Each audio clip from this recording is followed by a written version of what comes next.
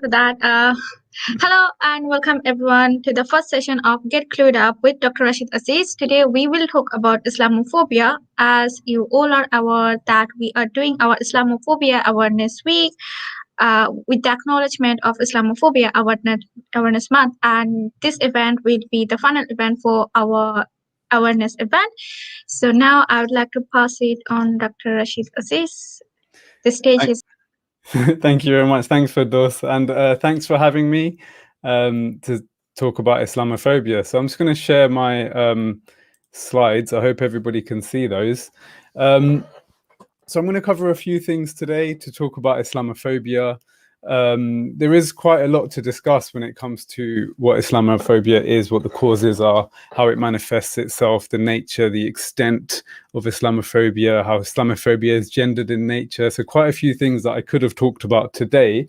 But what I'd like to do is present a broad overview of how much Islamophobia there is, where it comes from, when Islamophobia is more prominent, because it does... there are spikes in the amount of hate crime experienced by Muslims at certain times. And most of what I'm talking about today will come from the academic literature on Islamophobia. It will come from having attended lots of events talking about Islamophobia over the last few months, which were all virtual events due to COVID-19. And just as part of what I do here at South Bank as a lecturer, I teach on a module called Hate Crime in the third year. So a lot of this stuff is what I research for that module.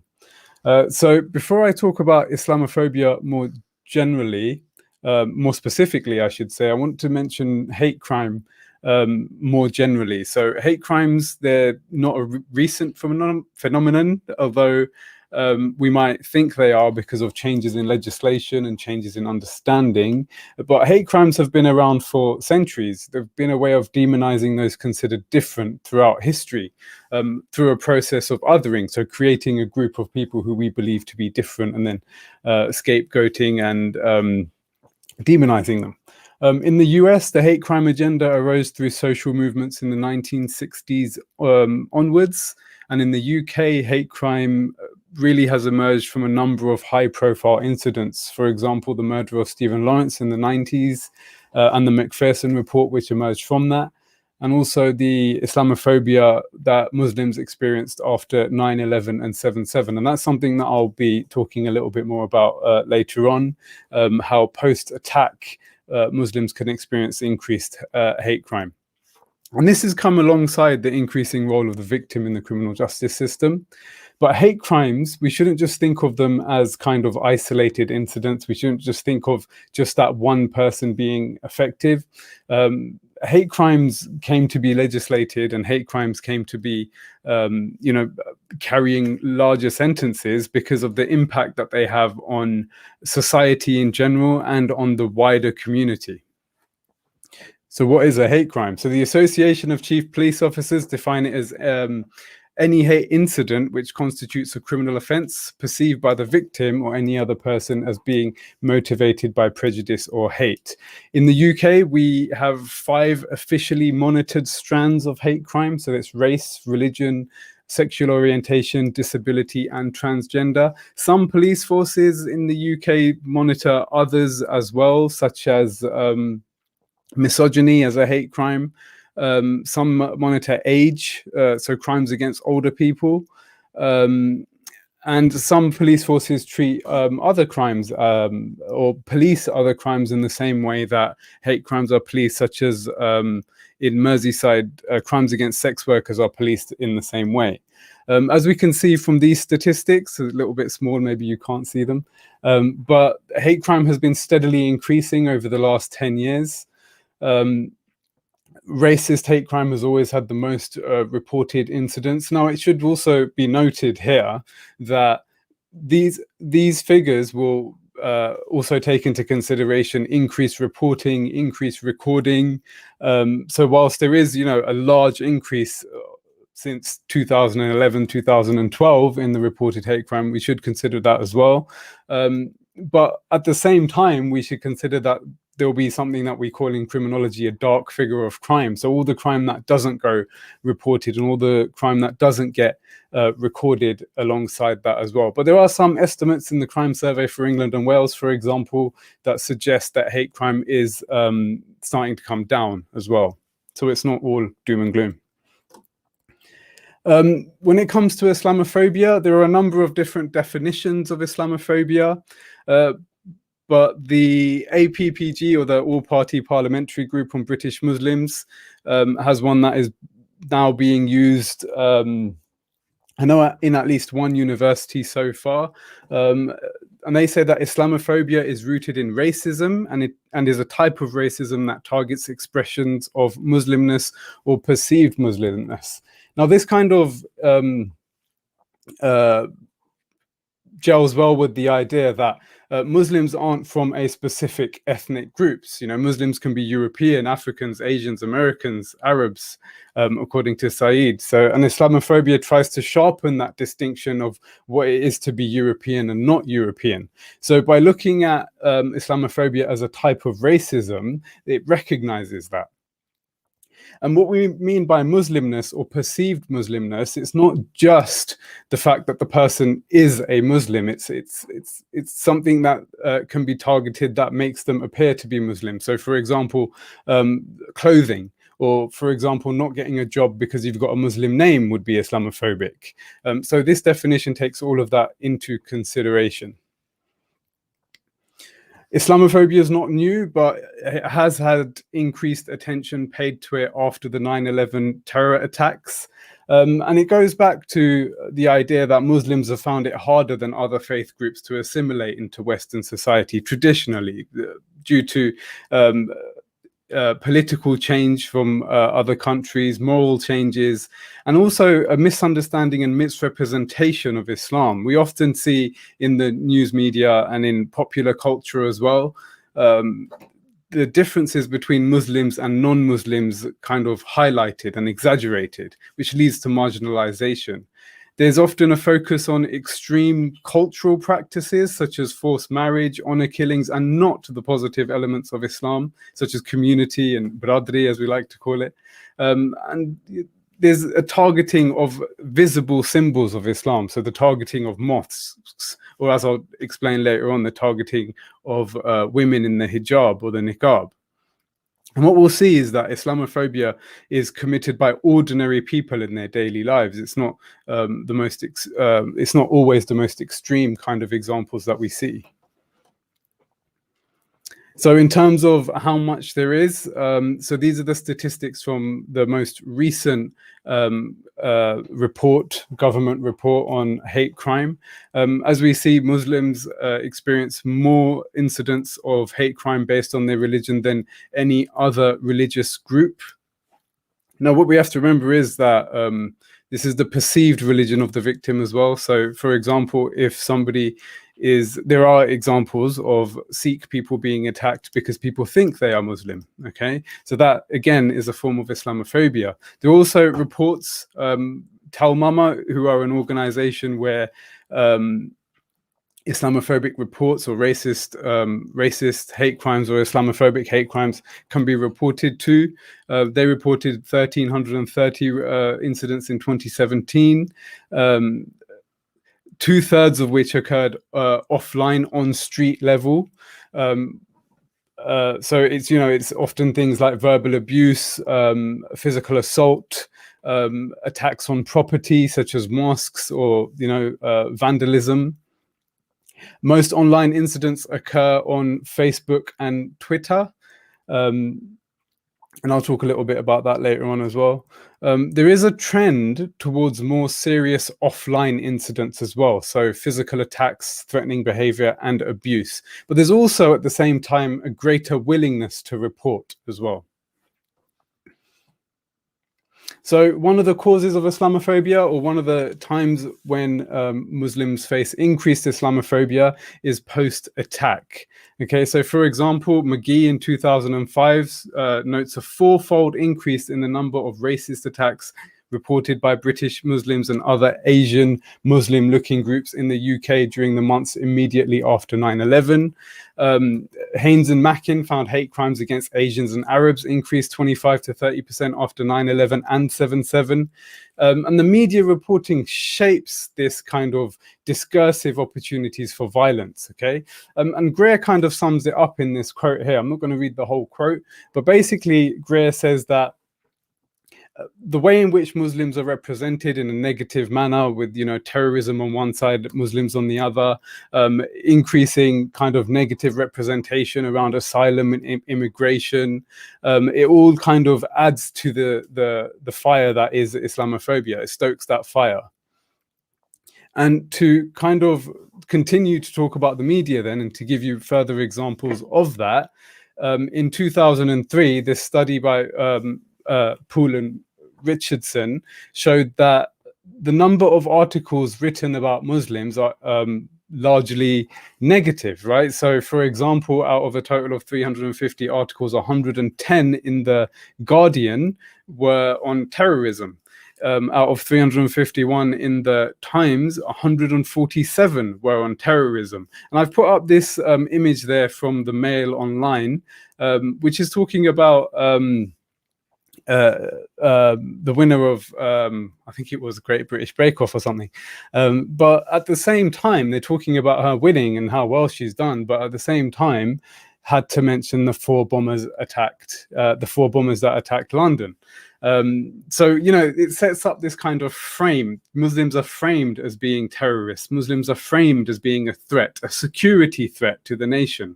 Okay, and this plays out in terms of Islamophobia. So, and again, a report by Talmama in 2019 said in the week following the terror attacks in Christchurch, incidents reported to Talmama increased 692%. And we can see from these graphs as well, the EU referendum saw a spike in hate crime, the Westminster Bridge attack, the Manchester Arena attack, the London Bridge attack, the Finsbury Park attack. There were clear spikes here in hate crime, racially or religiously aggravated offences after these events. Even internationally, after the Sydney, Paris and Copenhagen attacks, there was increased hate crime. There was increased Islamophobic hate crime. Okay, so which kind of like marries together with the media representation of Muslims as the other, as the threat to security of the nation. There were two spikes in 2017, according to Talmama, and the first one happened after Punish a Muslim Day letters were sent to Muslim homes and institutions, firstly in March, and then there was Punish a Muslim Day 2 in May.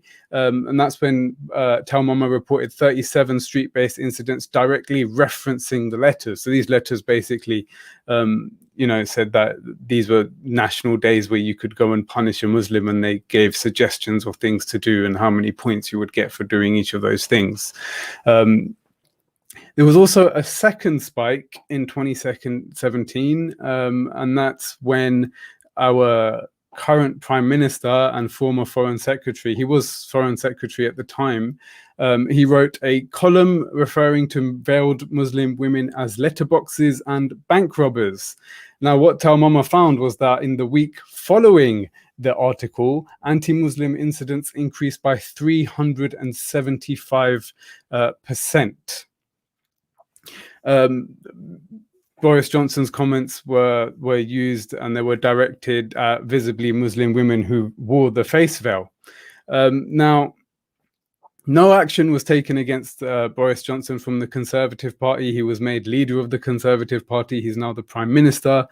He did offer an apology in December 2019 during the election campaign, but also claimed that his comments were taken out of context. So what this shows is that basically we're dealing with the negative representation of Muslims in the media, with regards to the framing around terrorism and negative articles being written more often than positive ones about Muslims in the media, and also how it plays out in political discourse as well. If politicians aren't being held to account for things that are being said, then this increases the amount of Islamophobia that that Muslims face. Now, after Boris Johnson's comments, the media representation largely focused on Muslim clothing rather than holding Johnson accountable. And this is something that I've been reading by Dr. Chris Allen, who's written about this. You know, the Sky News ran a poll, should burqas be banned? Rather than saying, you know, Boris Johnson should be held accountable, the question was then about, well, Muslim clothing and fitting in the West. Is it racist to describe women in burqas as letterboxes and bank robbers? And, you know, 60% of people said no. Should burqas be banned? 59% of people said yes. But the conversation wasn't about Boris Johnson's Islamophobia. It was about Muslim women and dress. Okay. And you can, I've put some links up here. I'm sure we can share these slides somehow to read more about that and Islamophobia in the Labour and Conservative Party. Now, we were lucky enough last week to have Dr. Irene Zempi come and talk to, come and do a seminar at LSBU as part of our Race, Gender and Sexualities Research Group, where she talked about Muslim women and Islamophobia. Now, there are a number of academic studies now, and I've put a few up there, which show that Muslim women are disproportionately targeted when it comes to hate crime, okay? And we're talking about street-based violence here as well. So physical assault, verbal abuse. And the majority of offenders in this instance are white men, okay? So white men attacking Muslim women. This is because of, you know, visual identifiers such as the niqab and the hijab. Muslim women are seen as different, you know, not Western. You know, the offenders have a negative perception of Islam that is backwards, but, you know, rarely the niqab and the hijab is seen as an expression of faith or of autonomy, of religious autonomy. The hijab and the niqab have been banned in several countries, such as France and Belgium, which they justify through values and security threats, but just seeks to further marginalize Muslims in the West. You know, Dr. Zempi last week came and talked about the types of abuse that Muslim women suffer. So, you know, comments, quite sexually charged comments, comments about their gender, comments about being Muslim. So, you know, intersectionality plays a big part here. So Muslim women aren't just that threat because they're Muslim, but because they are women as well at the same time. Even during COVID-19, we have seen Islamophobic events directly related to the pandemic. Dr. Chris Allen talked about this a few weeks ago now during a seminar that I was lucky enough to attend. There are conspiracy theories and fake videos showing Muslims breaking lockdown rules. For example, I think Tommy Robinson shared a video which showed that Muslims weren't following social distancing rules and attending secret mosques in Birmingham.